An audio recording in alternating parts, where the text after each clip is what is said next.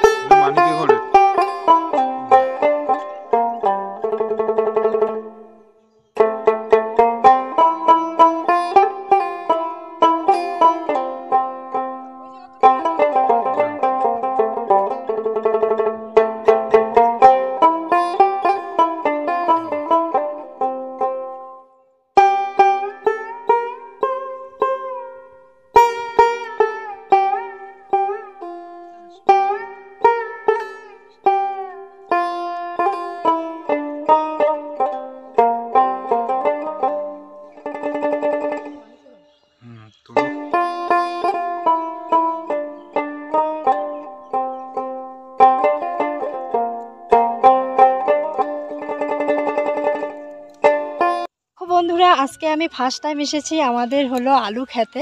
কোনোদিনও আসিনি, যখন ছোট ছোট গাছ ছিল তখনই এসেছি। তো দেখতেই পাচ্ছ আলু ক্ষেতগুলো একদম দেখো, এখানে শুধু আমাদের জমি না, সবার জমিই আছে। তো এই লাইনের সমস্তটাই হলো আমাদের জমি, একদম রাস্তা অবধি। তো যাই হোক, আলুগুলো তো তোমাদেরকে দেখালাম, বড় বড় হয়েছে আলুগুলো।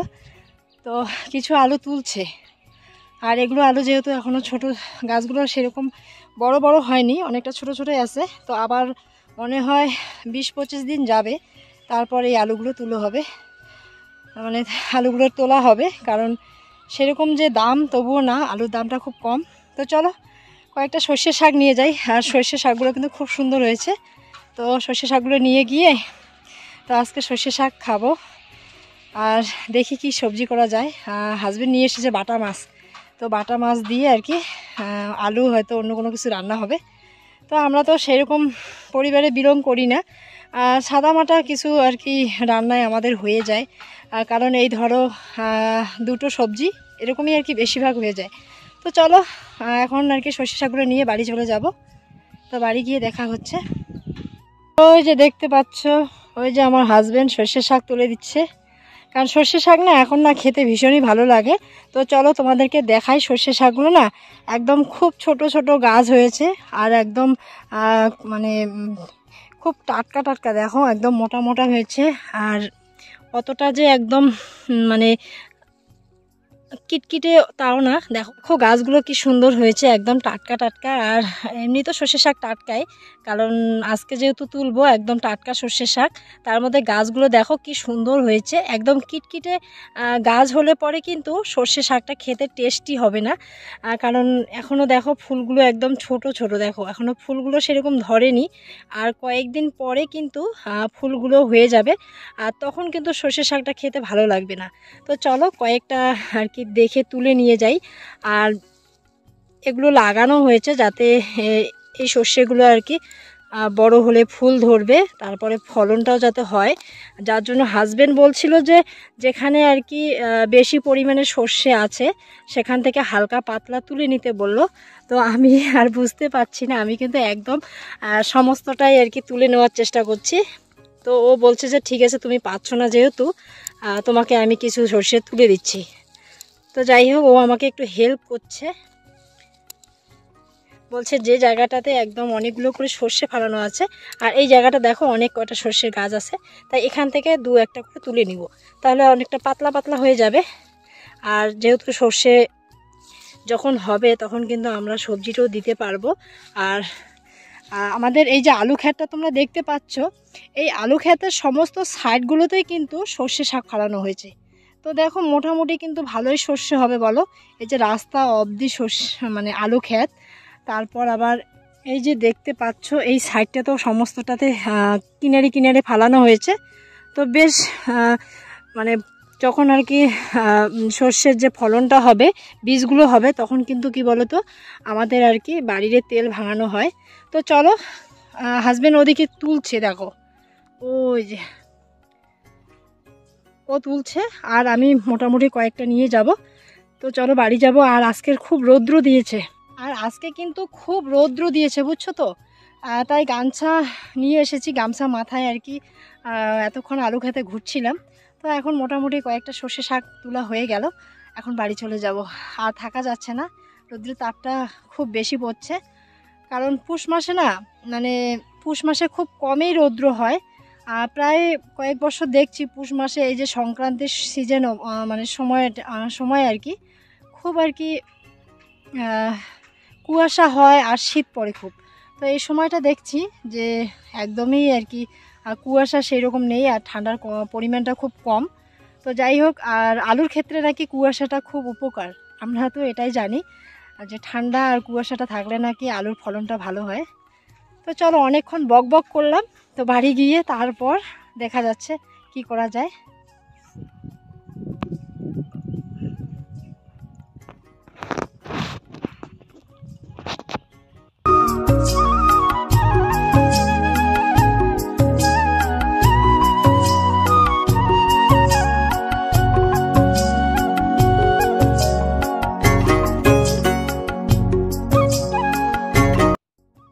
তো যাবার পথে জানো তো বন্ধুরা, ভাবলাম যে তোমাদেরকে একবার আমাদের আলু ক্ষেতের ফলনটা দেখিয়ে দিই, কীরকম ফলন হয়েছে।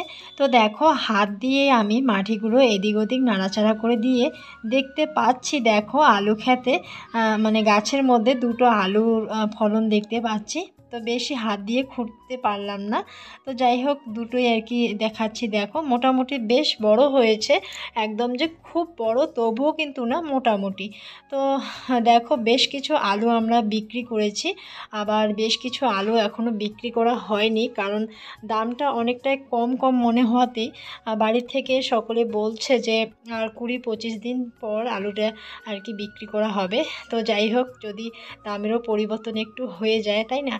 তো এত টাকা খরচ করে এত কিছু সার এত কিছু করে একটু যদি আলুর দামটা না হয়, সত্যি আমাদের কৃষক ফ্যামিলির কাছে খুবই দুঃখজনক ব্যাপার বলতে পারো। তো যাই হোক, তোমাদের সাথে শেয়ার করে দিলাম। আর বেশি আলু আমি বের করে নিলাম না গাছ থেকে, কারণ আমাদের বাড়িতে প্রচুর আলু আছে। তো বাড়িতে বেশি আলু থাকলে পরে পচেও যেতে পারে, নষ্ট হয়ে যেতে পারে। তাই দেখো দুটো আলু দেখিয়ে তারপর নিয়ে আসলাম। তো এদিকে দেখো আর সর্ষে শাকগুলো তুলে আনছি। তো আজকে রান্না করবে হলো মা, বলতে শাশুড়ি মা। দেখো এই যে শাকগুলো আমি নিয়ে আসলাম, তো শাকগুলো এখন বাছতে বসে গেছি, যাতে কোনো রকম ঘাস পাতা আর কি শাকের মধ্যে না যায়। কিন্তু তবুও যতই ভালো করে বাছি না কেন, যে কোনো শাক রান্নার ক্ষেত্রে কিন্তু একটু হলো ঘাস পাতা চলে যায়। আর দেখো আজকে রান্নায় আছে হলো এই যে সর্ষে শাকের ভাজি, আর হাজবেন্ড সকালবেলা নিয়ে এসেছে হলো বাটা মাছ। তো বাটা মাছের আমাদের বাড়ির আলু দিয়ে একটু ঝোল করা হবে। আজকে দুপুরে রান্না আমাদের এটুকুই। তো এক দিদিভাই আমাকে কমেন্ট করেছে, তো সুন্দর একটি কমেন্ট করার জন্য অনেক অনেক ধন্যবাদ দিদিভাইকে। তো আমার ভিডিওগুলো দেখলে দিদিভাই বুঝতে পারবে। তো যাই হোক, তোমাদের একটা সুন্দর কমেন্ট আমাদের মনের জোর অনেকটা বাড়িয়ে দেয়। তো আমার ভুল ত্রুটি ধরে নেওয়ার জন্য অনেক অনেক ধন্যবাদ দিদিভাইকে।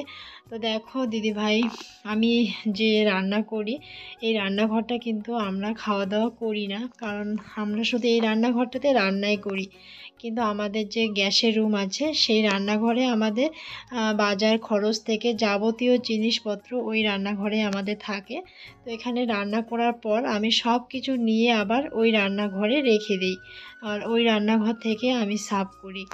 তাই আমার রান্না অবস্থায় কোনো কিছু যদি দরকার পড়ে, ফট করে আমাকে ওই রান্নাঘরে যেতে হয়। তাই কি বলতো, আমি জুতো পায়ে আর কি রান্নাটা করে থাকি, তাতে আমার একটু সুবিধে হয়। তো চলো, এদিকে দেখো হাজবেন্ড আর আমার মেয়ে খেতে বসেছে, আর এদিকে আমিও কিন্তু ভাত বেড়ে নিয়েছি। বাবা সবাই ওদের খাওয়া দাওয়া হয়ে গেছে। তো এইমাত্র আমার মেয়ে স্কুল থেকে আসলো, এসে মেয়ে খেতে বসেছে। আর দেখো আমার ভাতটাও আমি বেড়ে নিয়েছি। আর সন্ধে গেছি হলো একটা বার্থডে পার্টি ছিল, তো সেখানে যাওয়া হয়েছে। তো বেশিক্ষণ ভিডিও করিনি, হালকা একটু করে নিয়েছি। তো চলো এখন বাড়ি যাব। Good night.